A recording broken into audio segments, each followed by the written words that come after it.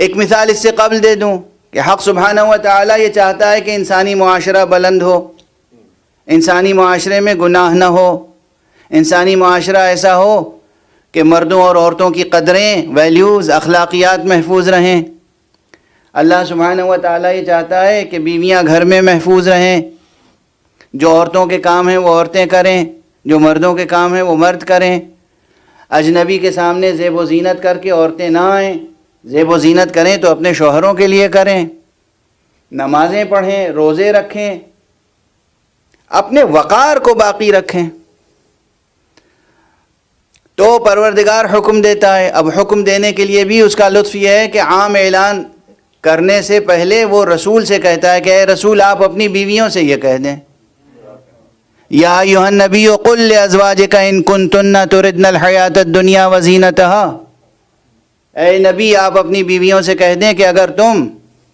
دنیا چاہتی ہو، دنیا کی زینت چاہتی ہو تو آؤ ہم تمہیں مالا مال کر دیں اور تمہیں رہا کر دیں، آزاد کر دیں، چھوڑ دیں۔ ان کنتن تردن الحیاۃ الدنیا وزینتہا فتعالین امتعکن واسرحکن سراحا جمیلا، قرآن کی آیت ہے نا، یہ پورا رکوع پڑھ لیجئے۔ اور اس کے بعد اگر تم اللہ کو چاہتی ہو اور رسول کو چاہتی ہو تو پھر وقرن فی بیوتکن، پھر تم اپنے گھر میں رہو، ولا تبرجن تبرج الجاہلیہ، اور جاہلیت کے زمانے کی زیب و زینت اور آرائش کی باتیں نہ کرو، ایسی باتیں نہ کرو جو تمہارے شان کے خلاف ہے، اور رجس میں آلودہ نہ ہو جاؤ، خلاصہ مطلب۔ تو یہ ایک عام پیغام ہے۔ اب ایک دم سے ایک التفات آیا، اسے کہتے ہیں التفات، کہ سب سے یہ کہا جا رہا ہے اب اسی مجموعے میں 4-5 افراد ایسے ہیں جن پر حق کو اعتماد ہے، تو سب سے کہا جا رہا ہے کہ تم یہ کرو، تم یہ کرو، تم یہ کرو، تم یہ کرو، اور ایک دم سے رخ موڑ کے کہا گیا بھئی تم تو وہ ہو کہ تم وہی کرتے ہو جو ہم چاہتے ہیں۔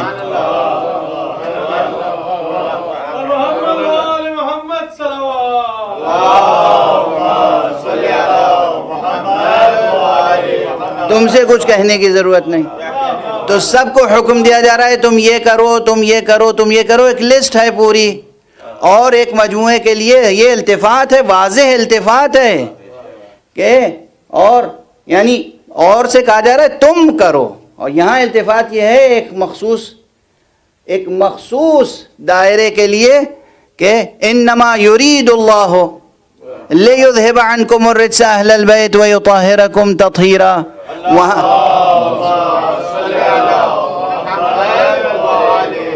ایک اور بلندر صلوات پڑھ دیجیے۔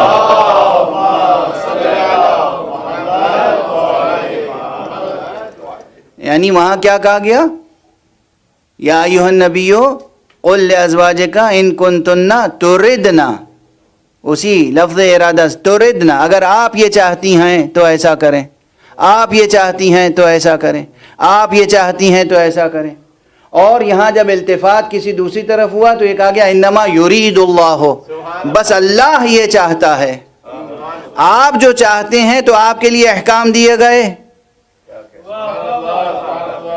اور ان کی ذمہ داری خود حق نے لی۔ یہ صنعت التفات کی ایک خاص مثال ہے، بڑی مثال ہے، یہ ایک بڑی مثال ہے، اور مفہوم کے اعتبار سے جو مثال ہے عملاً نظر آتی ہے کہ جن کی ذمہ داری اللہ نے لی تھی ان سے کبھی کوئی ایسا عمل صادر نہیں ہوا جس پہ اعتراض کیا جا سکے، اور جن کو پابند کیا گیا تھا ان سے ایسے ایسے اعمال ظاہر ہوئے کہ توبہ کرنی پڑی، اور یہ بھی معلوم نہیں کہ توبہ قبول ہوئی یا نہیں ہوئی۔ صلوات پڑھ دیں محمد و آل محمد۔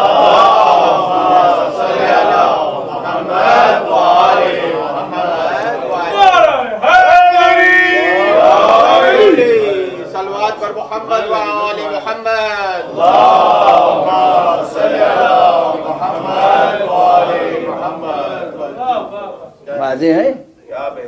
یہ جو ہے صنعت اسلوب التفات، کہ ایک دم سے سب سے گفتگو کرتے کرتے اور پھر کسی اور سے گفتگو شروع کر دی جائے۔ یہ ہمارے محاوروں میں بھی ہوتا ہے، یہ ہمارے محاورے میں بھی ہوتا ہے۔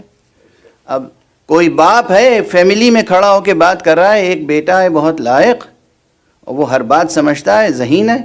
اور باقی چھوٹے نادان بچے ہیں وہ نہیں سمجھتے ہیں، تو وہ جو چھوٹے نادان بچوں سے گفتگو کرتے کرتے ایک دم سے بڑے بیٹے کی طرف توجہ کرے گا تو التفات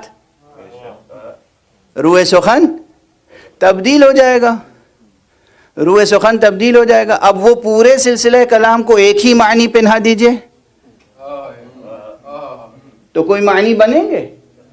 کوئی معنی نہیں بنیں گے۔ اور اگر صنعت التفات اور روح سخن کا خیال کیا جائے گا تو معنی محفوظ رہیں گے، نہ تناقض ہوگا نہ تضاد۔ تو یہی صورتحال ارادے اور مشیت میں ہے کہ عام خطاب کچھ اور ہے، یہ کچھ مخصوص افراد ہیں جو اتنا بلند ذوق رکھتے ہیں اور ایسی نسبت رکھتے ہیں حق سبحانہ و تعالی سے کہ جو واقعاً حقیقتاً جو وہ چاہتا ہے وہی یہ کرتے ہیں، وہی یہ چاہتے ہیں۔ اور اسی لیے اللہ تو فرماتا ہے کہ وَمَا تَشَاءُونَ إِلَّا أَن يَشَاءَ اللَّهُ، تم نہیں چاہتے مگر وہ جو اللہ چاہتا ہے۔ لیکن یہ جب خطاب کرتے ہیں تو کہتے ہیں رضا اللہ رضانا اہل البیت، اللہ کی جو رضا ہے وہی ہم اہل بیت کی رضا ہے۔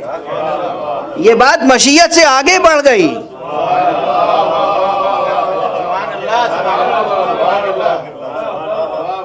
یہ بات مشیت سے آگے بڑھ گئی، اس لیے کہ مشیت کے دائرے میں بعض وہ باتیں بھی ہیں کہ اللہ کی مشیت میں ہوتی ہے وہ بات، لیکن اللہ اس بات سے راضی نہیں ہوتا۔ اس کے معنی یہ ہیں کہ یہ اس مشیت پر عمل پیرا ہیں جہاں مشیت اور رضا متحد ہے، اس مشیت کا ان سے کوئی تعلق نہیں ہے جہاں مشیت ہے رضا نہیں ہے۔ مثلا یہی واقعہ کربلا، اگر آقا امام حسین علیہ السلام اپنی قوت روحانیہ اور قوت اعجاز سے کام لیتے اور بالکل دوسرے انداز سے عمل فرماتے، یعنی تہو بالا کر دیتے زمین و آسمان کو، فتح یاب ہوتے، کوفے سے لے کر شام تک فتح کر لیتے، تسخیر کر لیتے، انداز مختلف ہوتا، مجھے نہیں معلوم کہ حق کی رضا شامل ہوتی یا نہیں، دست ادب جوڑ کے عرض کر رہا ہوں، لیکن خود کو قربان کر کے اللہ کے اقتدار کو پاک دلوں پر قیامت تک کے لیے قائم کر گئے۔ اب اس عمل حسینی میں مشیت الہیہ بھی شامل ہے، رضا الہی بھی شامل ہے۔ یہ ہے، اس لیے فرماتے ہیں کہ رضا اللہ رضانا اہل البیت، جو اللہ کی رضا ہے، چونکہ اللہ لطیف ہے، اللہ رحیم ہے، اللہ رحمان ہے، اللہ صبور ہے، اللہ شکور ہے، تو وہ جبر کے ذریعے سے اپنا سجدہ نہیں کرانا چاہتا۔ وہ نہیں چاہتا کہ حسین تلوار چلائیں اور پوری دنیا کو بزور تلوار مسخر کر کے ان سے کلمہ لا الہ الا اللہ پڑھوائیں۔ تلوار کی دھار سے لا الہ الا اللہ لکھوانا رضا الہی نہیں ہے، خون پاک سے لا الہ الا اللہ لکھوانا یہ رضا الہی، یہ رضا الہی۔ اب جو لا الہ الا اللہ کا نقش ابھرا ہے، جو میں کل عرض کر رہا تھا کہ جبین وجود پر جو لا الہ الا اللہ ہے، جو متن حیات پر لا الہ الا اللہ ہے، جو پاک دلوں میں لا الہ الا اللہ، یہ حسین کی قربانیوں کا نتیجہ ہے۔ بس گفتگو تمام، وقت محدود تھا۔